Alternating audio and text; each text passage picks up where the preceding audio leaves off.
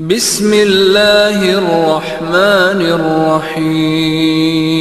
پیارے دوستو، ایک بادشاہ کی 4 لڑکیاں تھیں، بہت خوبصورت، شریف، نیک دل اور ہمدرد۔ ان میں سے 3 کی تو شادی ہو چکی تھی، مگر چھوٹی شہزادی نیلوفر اپنی تینوں بہنوں سے زیادہ حسین، نیک، شریف اور سمجھدار تھی۔ اس شہزادی کے سر کے بال سونے کے تھے، مگر اس وقت تک اس کی شادی صرف اس لیے نہیں ہوئی تھی کہ کوئی شہزادہ اس قدر حسین، دلربا، بہادر اور سمجھدار نہیں ملا تھا۔ بادشاہ اور ملکہ بھی اس شہزادی کو بہت چاہتے تھے اور اسی لیے ان کی خواہش تھی کہ اس کی شادی کسی اچھے سے شہزادے سے ہو جائے۔ ہنسمکھ شہزادی کی بہت سی سہیلیاں بھی تھیں جو اس کے ساتھ کھیلا کرتی تھیں۔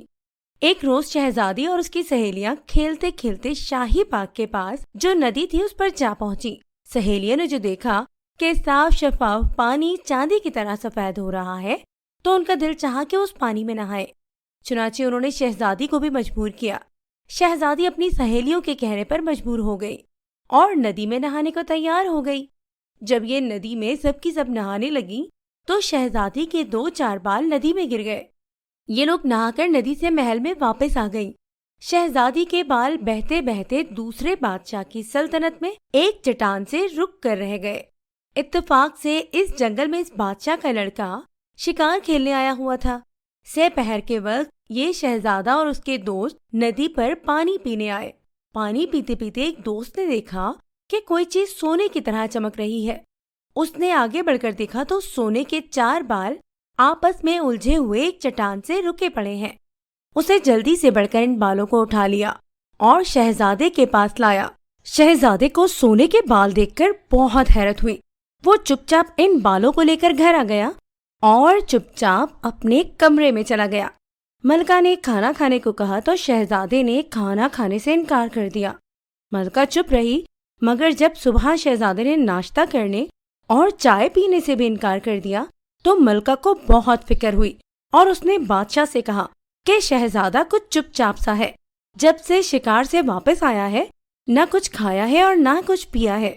ایسا معلوم ہوتا ہے کہ اسے کوئی فکر ہے، مگر وہ کسی سے کہنا نہیں چاہتا۔ بادشاہ نے یہ سن کر وزیر کے لڑکے کو بلایا اور کہا کہ تم شہزادے سے اس کی اداسی کا سبب دریافت کرو۔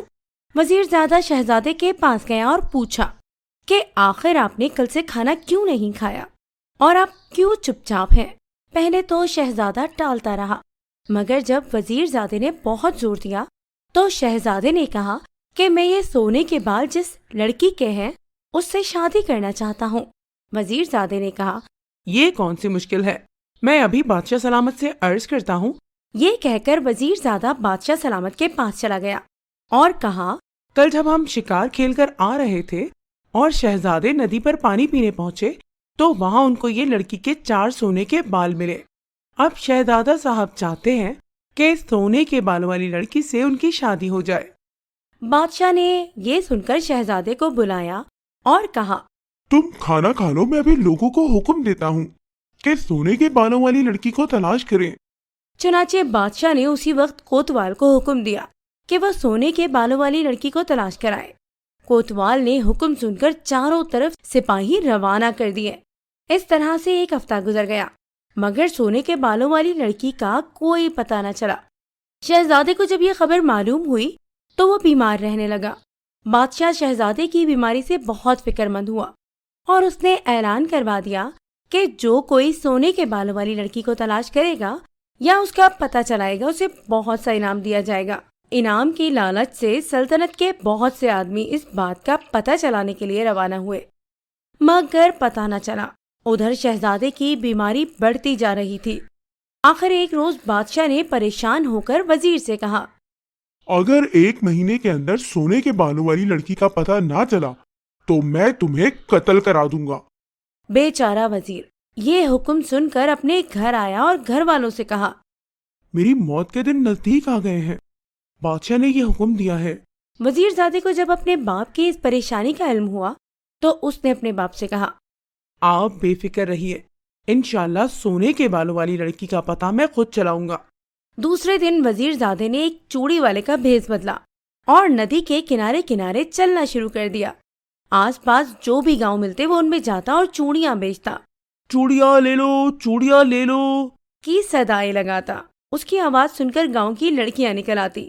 یہ چوڑیاں بھی بیچ رہا تھا اور ہر لڑکی کے بال بھی دیکھ رہا تھا۔ اس طرح سے وزیر زادے کو 20 دن گزر گئے۔ بیچارہ بہت غمگین ہوا کہ اب میرے باپ بے گناہ قتل کر دیا جائے گا۔ یہ سوچ کر اس نے جلدی جلدی سفر کرنا شروع کر دیا اور آخر کار شہزادی نیلوفر کے شہر میں پہنچ گیا۔ یہاں بھی اس نے چوڑیاں فروخت کی مگر کوئی پتہ نہ چلا۔ ایک دن جبکہ مہینہ پورا ہونے میں باقی 4 دن رہ گئے تھے، اس کو بادشاہ کے خزانچی کی لڑکی نے چوڑیاں پہننے کو بلایا۔ جب وہ اس لڑکی کو چوڑیاں پہنا چکا تو اس نے اس سے بھی وہی کہا کہ میرے ملک میں تو ایک لڑکی کے سونے کے بال ہیں، کیا تمہارے یہاں بھی کسی کے سونے کے بال ہیں؟ لڑکی نے چونکہ شہزادی کو دیکھ رکھا تھا اور وہ اس کی سہیلی تھی، اس لیے اس سے جواب دیا، ہاں ہماری چھوٹی شہزادی نیلوفر کے بال سونے کے ہیں۔ وزیر زادہ یہ جواب سن کر بہت خوش ہوا مگر اس نے کہا، غلط، بالکل غلط، شہزادی کے بال سونے کے ہو ہی نہیں سکتے، تم غلط کہہ رہی ہو۔ خزانچی کی لڑکی نے غصہ کھا کر کہا، کیا میں جھوٹ بول رہی ہوں؟ وزیر زادے نے جواب دیا، نہیں تو اور کیا۔ اس پر خزانچی کی لڑکی کو اور بھی غصہ آ گیا اور اس نے کہا، اگر میں تم کو شہزادی کے سونے کا بال لا کر دکھا دیا تو؟ وزیر زادے نے جلدی سے کہا، تو میں تم کو یہ سب قیمتی چوڑیاں مفت میں دے دوں گا، لیکن اگر شہزادی کا بال سونے کا نہ ہوا تو تم کو مجھ سے شادی کرنی پڑے گی۔ خزانچی کی لڑکی نے یہ شرط منظور کر لی۔ وزیر زادہ چلا آیا۔ یہ لڑکی شام کو شہزادی کے پاس گئی اور باتیں کرتے کرتے شہزادی کا ایک بال چپکے سے توڑ لیا۔ تھوڑی دیر کے بعد شہزادی سے رخصت ہو کر گھر آ گئی۔ جب دوسرے روز وزیر زادہ چوڑیاں بیچتا ہوا اس کے گھر کے پاس سے گزرا تو اس نے اس کو بلایا اور شہزادی کے سونے کا بال اس کو دے دیا اور کہا، لو دیکھو اب تو یقین آ گیا نا؟ وزیر زادہ مسکرا کر بولا، واقعی تم سچ کہتی تھی، لو تم شرط جیت گئی، اس لیے یہ سب چوڑیاں تمہاری ہیں۔ خزانچی کی لڑکی اندر چوڑیاں رکھنے گئی اور وزیر زادہ فوراً وہاں سے اٹھ کر اپنے ملک کی طرف روانہ ہو گیا۔ ادھر مہینہ پورا ہو گیا اور بادشاہ نے وزیر کو بلا کر پوچھا، تم نے سونے کے بالوں والی لڑکی کا پتہ چلایا یا نہیں؟ بیچارے وزیر نے بتایا۔ میرا بیٹا خود اس کی تلاش میں گیا ہے۔ بادشاہ تو غصے سے جل رہا تھا، اس لیے اس نے جواب دیا، مہینہ پورا ہو چکا ہے اور شہزادہ سخت بیمار ہے، اس کے بچنے کی امید نہیں ہے، اور تم نے اس 1 مہینے میں بھی اس کا پتہ نہیں چلایا، اس لیے میں تم کو آج قتل کرا دوں گا۔ بیچارہ وزیر بہت رویا۔ سلطنت کے اراکین نے بھی بادشاہ کی خوش آمدید کی اور کہا کہ وزیر کی جان بخش دی جائے، مگر بادشاہ پر غصے کا بھوت چڑھا ہوا تھا۔ یہ ناممکن ہے۔ شام کو 4 بجے ایک بڑے میدان میں سب لوگ جمع ہوئے اور غریب وزیر کے ہاتھ پیر باندھ کر اس کو بٹھا دیا گیا۔ بادشاہ نے جلاد کو حکم دیا، وزیر کا سر اڑا دو۔ جلاد نے تلوار مارنے کے لیے اٹھائی ہی تھی کہ وزیر زادے کی آواز سنائی دی، رکو رکو رکو، قتل نہ کرو، میں نے سونے کے بالوں والی لڑکی کا پتہ چلا لیا ہے۔ جلاد رک گیا۔ وزیر کی رسیاں کھول دی گئیں۔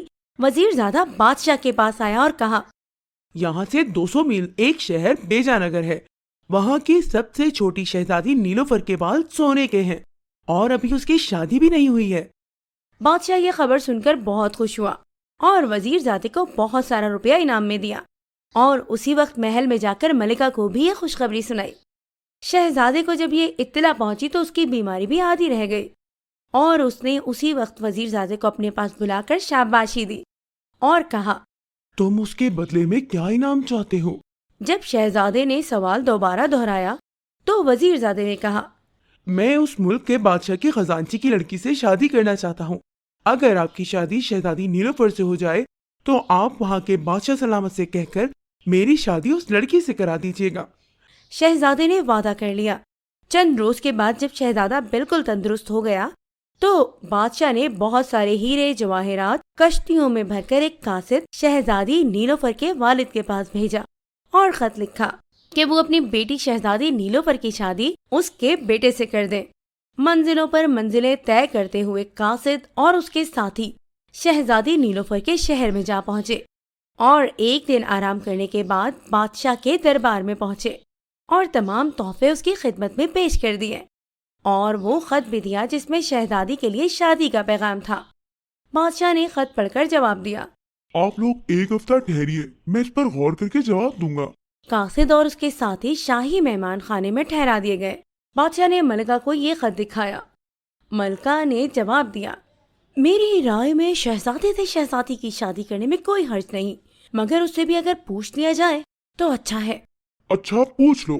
चुनाचे मलिका ने शहजादी की सहेलियों से कहा कि वो शहजादी से शादी के बारे में पूछें। 2-3 दिन के बाद शहजादी ने सहेलियों से कहा, मैं उससे 3 सवाल करूंगी, अगर वो उस पर कामयाब हो गया तो मैं फिर बड़ी खुशी से शादी करने को तैयार हो जाऊंगी। लेकिन शहजादा अगर इन शर्तों को पूरा ना कर सका तो इसका मतलब ये होगा कि वो बहुत बेवकूफ़ है, और फिर मैं ऐसे बेवकूफ़ आदमी से शादी नहीं करूंगी। सहेलियों ने ये बातें आकर मलिका से कही। मलिका ने उसी वक्त आकर बादशाह को ये सब वाकया सुनाया। बादशाह ने ये सब सुनकर कहा, ये सब बातें जो शहजादी ने कही हैं बिल्कुल ठीक है, और मैं भी यही लिखकर भेज देता हूँ। चुनाचे बादशाह ने कासिद को तलब किया और खत में लिख दिया कि शहजादे से शादी इस शर्त पर मंजूर है कि शहजादा शहजादी के 3 सवालों का जवाब दे, ताकि शहजादे की अक्ल का इम्तिहान हो जाए। अगर शहजादे ने जवाब दुरुस्त दिए तो फिर इस शादी में कोई हर्ज नहीं होगा, लेकिन शहजादी के सवालात के जवाबात अगर शहजादा ना दे सका तो फिर ये शादी नहीं होगी। कासिद ये खत लिखकर फौरन रवाना हो गया और 1 हफ्ते के बाद बादशाह की खिदमत में पहुंचकर खत बादशाह को पेश कर दिया। बादशाह ने वजीरजादे को बुलाकर खत सुनाया और कहा, शहजादे को इस खत का मजमून सुना दो। अगर वो ये शर्त पूरी करने के लिए तैयार है तो मैं सबको तैयारी का हुक्म दूं, मगर कहीं ऐसा ना हो कि शहजादा शर्तें हार जाए और मुझे फजूल में शर्मिंदा होना पड़े। वजीरजादे ने ये तमाम बातें शहजादे को सुनाई। शहजादा ये सुनकर सोच में पड़ गया। वजीरजादे ने जो शहजादे को फिक्रमंद देखा तो बोला, शहजादे साहब, आप हिम्मत न हारें और चलने की तैयारी करें। अगर शहजादी ने आपसे कोई मुश्किल सवाल किया तो आप 1 दिन की